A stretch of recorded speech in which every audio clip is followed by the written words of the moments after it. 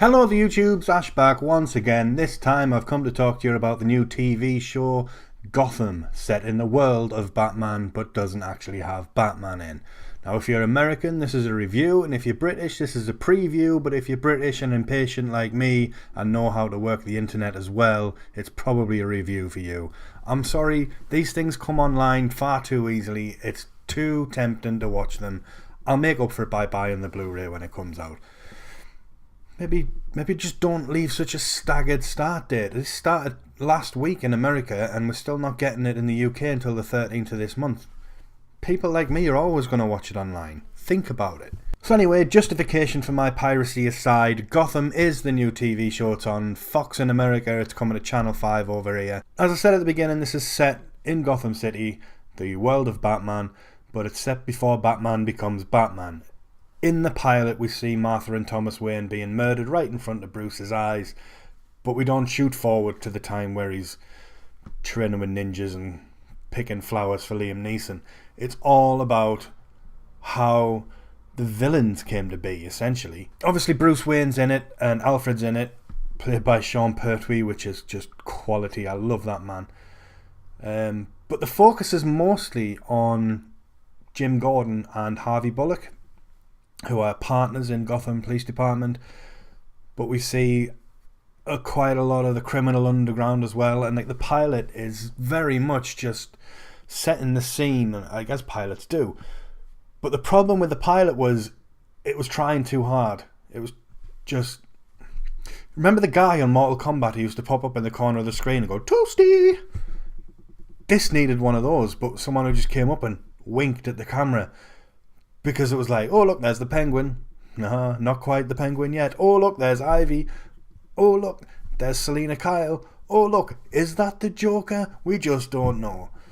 It was just too much, too soon. They could have spread it out. I know what they were trying to do. They were trying to grab our interest, but when you've got so many characters and you're trying to shove them down our throats straight away, it makes you sick. You know? You can't have too much of a good thing. And that's what the pilot was. And that's why I've waited until episode 2 before I did this video, because I wanted to see where they took it after that. Obviously the pilot is what they used to get the show picked up. Not that it was never going to get picked up. The current sort of Marvel and DC war that's going on, no one's stupid enough to pass on a Marvel and DC property at the minute. So yeah, now the second episode's aired. It was called Selina Kyle, which was bizarre because it started with and ended with Selina Kyle, and she popped up once or twice in the middle, but it really wasn't about her, which was a bit disappointing. Saying that though, it was nice to see Lily Taylor and Frank Whaley. You might recognise him from Pulp Fiction. He was Brett, but I recognise him mostly from Swimming with Sharks, which I'm sure I've mentioned on this channel once before already, but what a movie that is. If you haven't seen it, dig it out. You might know it as The Buddy Factor. Awesome movie. Frank Whaley's fantastic in it, and it was just good to see him again on screen. I haven't seen him since then. I think he might have popped up on one episode of House, and that's the last time I saw him. But him and Lily Taylor play a couple of really creepy characters, very comic booky, very cartoony, and they're abducting children off the streets, and I just loved the characters. They were so sinister but so wacky and zany. It was like, this is what comic book characters should be like on screen. Having said that, the feel of Gotham isn't wacky and zany. It is quite dark and it's quite brutal, especially Harvey Bullock, who's played by Donald Logue. I think that's how you pronounce it, I don't know. But he's really dark. He's a really tortured soul, very damaged character, and he just loves beating the shit out of people. Whereas Jim Gordon, on the other hand, is very by the book, wants to play it straight down the line. No, he's got no time for corruption, and the fact that Gotham Police Department is as corrupt as it gets really starts to gnaw away at Jim Gordon in this, and it's cool. Jim Gordon's played by Ben McKenzie, who you might know from the OC, and I'm really impressed with him actually. When I found out he was going to be James Gordon, I was a bit worried. I know did he play Batman in one of the animated cartoons? I think he voiced Batman once, but I thought he might be a bit too much of a pretty boy, a bit too OC still, but he's not. He's really, really good.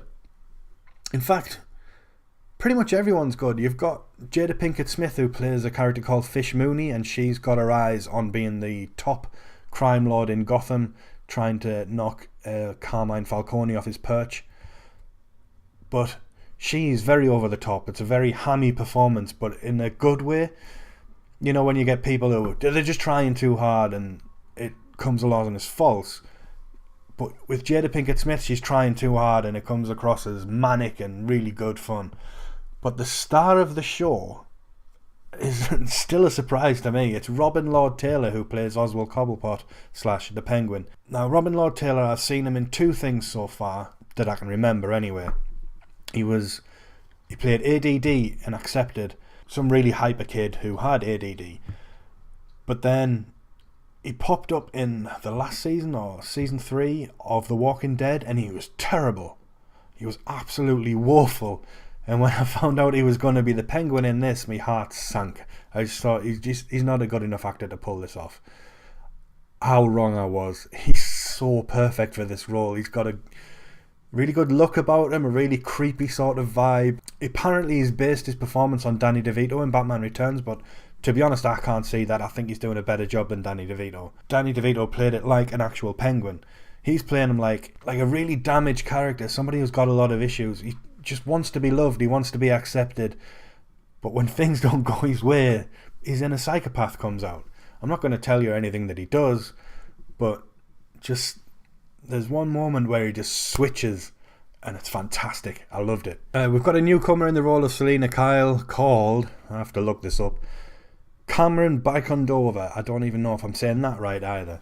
But she's decent in the role. There were a couple of lines of dialogue she delivered where I wasn't overly impressed, but for the most part she's doing a good job. She's only 15, so she's not going to be Meryl Streep, obviously.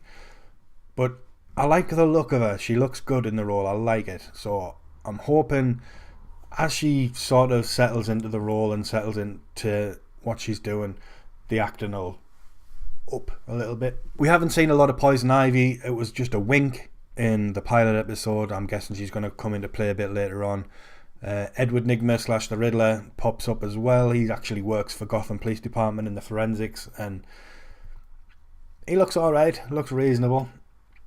Obviously constantly asking questions instead of just getting to the point, which is quite funny. So I've waited till episode 2 to give my honest opinion, because I don't think it's fair to judge a series on the pilot, even though that's how they get picked up. I still don't think that's the right way to do it. Pilot was okay, wasn't amazing. They were trying too hard. They were ramming characters down your throat just to let you know that we know our source material. Second episode, much better. You can see it starting to set into a rhythm. You get a feel for what the characters are actually about. So I've got faith in it. I'm not going to sell anyone that it's like the best thing on TV. We saw what happened with Agents of S.H.I.E.L.D. That started strong, went downhill and made a good comeback. Hopefully, if Gotham can stay at this level all the way through, then it'll be acceptable. If it gets better, great. If it gets worse, then it's probably something I'm going to give up on, if I'm honest. The whole thing just feels a bit weird being set in Gotham City and not having Batman. It's like a waste. But we'll see how it goes. We'll see how it pans out. I'm sticking with it for now. Like I say, if it gets any worse, I might give up on it, because it's on the edge. It's watchable. It's not fantastic, but it's got potential. So have you seen the first 2 episodes of Gotham yet? Have you just seen the pilot or whatever? Or are you waiting patiently until it comes on Channel 5 like a good person and a model citizen?